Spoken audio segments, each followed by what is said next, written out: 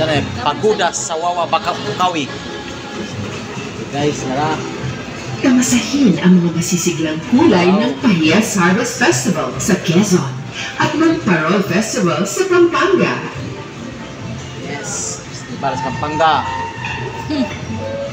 Mamangha sa ganap na malakugis ata ng Bulkang Mayon at bisitahin natin ang Dambayan ni Aguinaldo sa Cavite. Aguinaldo, Swan, Cavite.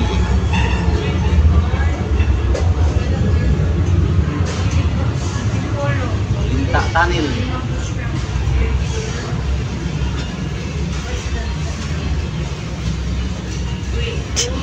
Noong 1922, tinayo ng mga Amerikano ang lagusan ng Alinta sa Corregidor.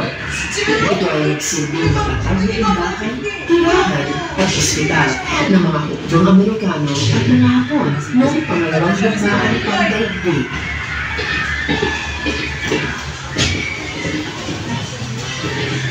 Kamustahin natin ang dating Maynila. Mamasyal sa Preskong Luneta Park, sa masiglang pamilihan sa Chinatown. Pagkatapos ay bisitahin ng mga makabagat naglalaki ang mga gusali sa Bonifacio Global City. Mula sa mga pinanatiling mga arkitektura hanggang sa makabagong kultura ng mga Pinoy, iyan ang Maynila.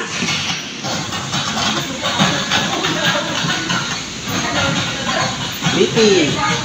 Si General MacArthur ay bumalik sa Leyte noong taong 1944 upang maisakatuparan ang kanyang pangako na I shall return. Kilala ang Visayas sa pagsasagawa ng mga relihiyosong piyesta buong taon. Mula sa tambuling hataw ng Sigurd Festival sa Cebu at Mascara Festival ng Bacolod, mga kapanapanabik na pagdiriwang ang naghihintay.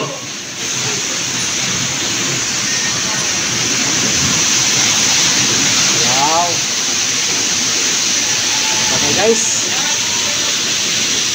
Pinsan si Driver. Ito na, ang isla na lakas na kailangan sa katulugan ay nananatiling naroon na paalagaan ang mga kamahal-mahal na kasyaman at pagmanang kultura ng mga kapatid nating Muslim.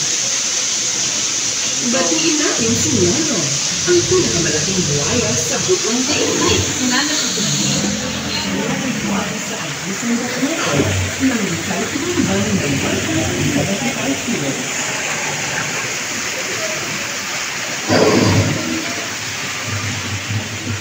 Ang kadunguhan ng ating paglalakbay ay walang iba kundi sa bayan ng mga bayani, Dapitan City, kung saan tumatago ng ating pambansang bayani na si Jose Rizal.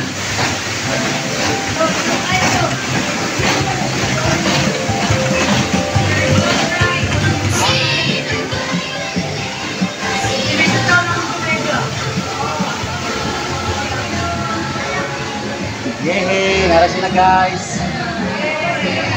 Good day guys! Salamat po. Thank you, salamat po.